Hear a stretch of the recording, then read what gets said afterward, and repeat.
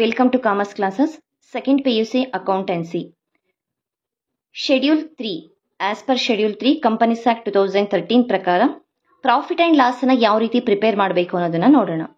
Model question paper 2025 ಅಲ್ಲಿ ಕೇಳಿರುವಂಥ ಒಂದು ಪ್ರಾಬ್ಲಮ್ನ ತಗೊಂಡಿದ್ದೀನಿ. ನಿಮಗೆ ಎಕ್ಸಾಮ್ಗೂ ಕೂಡ ತುಂಬಾ ಇಂಪಾರ್ಟೆಂಟ್ ಆಗಿರುತ್ತೆ. From the following details you are required to prepare statement of profit and loss account for the year ended 31/3/2024. As per Schedule 3, Companies Act 2013. Companies Act 2013 ಪ್ರಕಾರ ನಾವು profit and loss ಅಕೌಂಟನ್ನು ಪ್ರಿಪೇರ್ ಮಾಡಬೇಕು ಕೊಟ್ಟಿರೋ ಇನ್ಫಾರ್ಮೇಷನ್ನ use ಮಾಡಿಕೊಂಡು. Particular amount ಒಂದಿಷ್ಟು information ಕೊಟ್ಟಿದ್ದಾರೆ. Plant and machinery, furniture, share capital, sales, purchases, trades payable, depreciation on plant and machinery, amortisation of goodwill, interest on debenture, interest on borrowings, tax. ಹಾಗೆಯೇ ಇನ್ನೇನು information ಇದರಲ್ಲಿ ಕೊಟ್ಟಿದ್ದಾರಲ್ಲ, ಇದರಲ್ಲಿ ನಾವು ಯಾವುದನ್ನ ಪ್ರಾಫಿಟ್ ಆ್ಯಂಡ್ ಲಾಸ್ ಅಕೌಂಟಿಗೆ ತಗೋಬೇಕು, ಯಾವುದನ್ನ ತಗೋಬಾರ್ದು ಅನ್ನೋದನ್ನ ಫಸ್ಟ್ ನಾವು ನೋಡಬೇಕು. ಪ್ಲಾಂಟ್ ಆ್ಯಂಡ್ ಮೆಷಿನರಿ ಕೊಟ್ಟಿದ್ದಾರೆ, ಇದು ಅಸೆಟ್. ಅಸೆಟ್ ಅಂತ ಹೇಳಿದಾಗ ಇದು ನಮಗೆ ಬ್ಯಾಲೆನ್ಸ್ ಶೀಟಲ್ಲಿ ಅಸೆಟ್ ಸೈಡಲ್ಲಿ ತಗೊಳ್ತೀವಿ. ಫರ್ನಿಚರ್ ಕೂಡ ಅಸೆಟ್. ಶೇರ್ ಕ್ಯಾಪಿಟಲ್ ಇದು ಲಯಬಿಲಿಟಿಯಲ್ಲಿ ತಗೊಳ್ತೀವಿ, ಬ್ಯಾಲೆನ್ಸ್ ಶೀಟಲ್ಲಿ ತಗೊಳ್ಳುವಂಥದ್ದು. ಇದನ್ನ ನಾವು ಈ ಐಟಮ್ಸ್ನ ನಾವಿಲ್ಲಿ ತಗೊಳ್ಳೋದಿಲ್ಲ, use ಮಾಡ್ಕೊಳ್ಳೋದಿಲ್ಲ. Solution. Statement of profit and loss account for the year ending 31/3/2024 as per Schedule 3 Companies Act 2013. Particular note amount. First ನಾವಿಲ್ಲಿ ಟೋಟಲ್ ಇನ್ಕಮ್ ಅನ್ನ ಕ್ಯಾಲ್ಕುಲೇಷನ್ ಮಾಡ್ಕೊಳ್ತೀವಿ. ಅದಾದ್ಮೇಲೆ ಟೋಟಲ್ ಎಕ್ಸ್ಪೆನ್ಸಸ್ ನ ಕ್ಯಾಲ್ಕುಲೇಷನ್ ಮಾಡ್ಕೊಳ್ತೀವಿ. ಅದಾದ್ಮೇಲೆ ಟ್ಯಾಕ್ಸ್ ಅನ್ನ ಲೆಸ್ ಮಾಡಿದಾಗ ನಮಗೆ ಪ್ರಾಫಿಟ್ ಆಫ್ಟರ್ ಟ್ಯಾಕ್ಸ್ ಸಿಗುತ್ತೆ. First income. Revenue from operation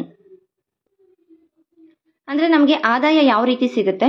ನಾವು ಯಾವುದೋ ಒಂದು ವಸ್ತುನ ಅಥವಾ ಒಂದು ಬಿಸ್ನೆಸ್ ಅಲ್ಲಿ ಗೂಡ್ಸ್ ನ ಸೇಲ್ ಮಾಡ್ತಾ ಇದೀವಿ ಅಂತ ಹೇಳಿದಾಗ ನಮಗೆ ಅಲ್ಲಿ ಒಂದು ಇನ್ಕಮ್ ಸಿಗುತ್ತೆ. Revenue from operation. Sales value ಇಲ್ಲಿ ಕ್ವಶನ್ ಅಲ್ಲಿ 3 lakh rupees ಕೊಟ್ಟಿದ್ದಾರೆ. 3 lakh rupees ನ ತಗೊಂಡಿದ್ದೀನಿ. ಅದು ಬಿಟ್ಟು ಕ್ವಶನ್ ಅಲ್ಲಿ ಇನ್ಯಾವುದೇ ರೀತಿ ನಮಗೆ ಇನ್ಕಮ್ ರಿಲೇಟೆಡ್ ಐಟಮ್ಸ್ ಕೊಟ್ಟಿಲ್ಲ. ಅದರ್ ಇನ್ಕಮ್, ಇನ್ಯಾವುದು ಅದರ್ ಇನ್ಕಮ್ ಇಲ್ಲ, ನಿಲ್, ಹಾಗೆ ಖಾಲಿ ಬಿಟ್ಟಿದ್ದೀನಿ. ಟೋಟಲ್ ಇನ್ಕಮ್ ಇದನ್ನ ನಾನು ಎ ಅಂತ ರೆಪ್ರೆಸೆಂಟ್ ಮಾಡ್ತೀನಿ. A 3 lakh rupees. ಈ ಕಾಲಮನ್ನ ಕ್ಲೋಸ್ ಮಾಡ್ತಾ ಇದ್ದೀನಿ, ಅಮೌಂಟ್ ಕಾಲಮನ್ನ ಮಾತ್ರ.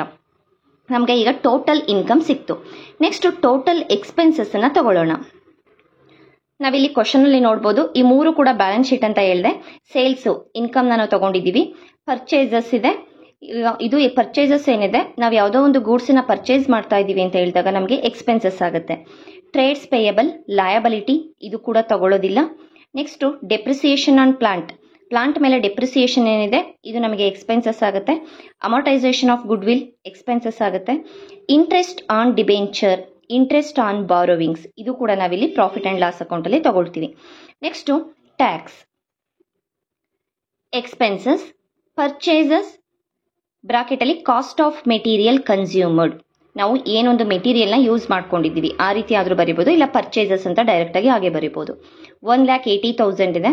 Next depreciation on plant 4,000 direct ಆಗಿ ಅವರೇ ಕೊಟ್ಟಿದ್ದಾರೆ. ಇಲ್ಲ ಅಂತ ಹೇಳಿದ್ರೆ ನಾವು ಪ್ಲಾಂಟ್ ಅಂಡ್ ಮೆಷಿನರಿ ಮೇಲೆ ಪರ್ಸೆಂಟೇಜ್ ಕೊಟ್ಟಿದ್ರೆ ನೋಟ್ ಬರಿಬೋದಿತ್ತು. ನೆಕ್ಸ್ಟ್ ಅದರ್ ಎಕ್ಸ್ಪೆನ್ಸಸ್ ಯಾವುದೂ ಇಲ್ಲ, ಹಾಗೆ ಖಾಲಿ ಬಿಟ್ಟಿದ್ದೀನಿ. Next finance cost. ಫೈನಾನ್ಸ್ಗೆ ರಿಲೇಟೆಡ್ ಆಗಿ 2 ಐಟಮ್ಸ್ ಇದೆ, interest on debenture and interest on borrowings. ನೋಟ್ನ ಪ್ರಿಪೇರ್ ಮಾಡೋಣ.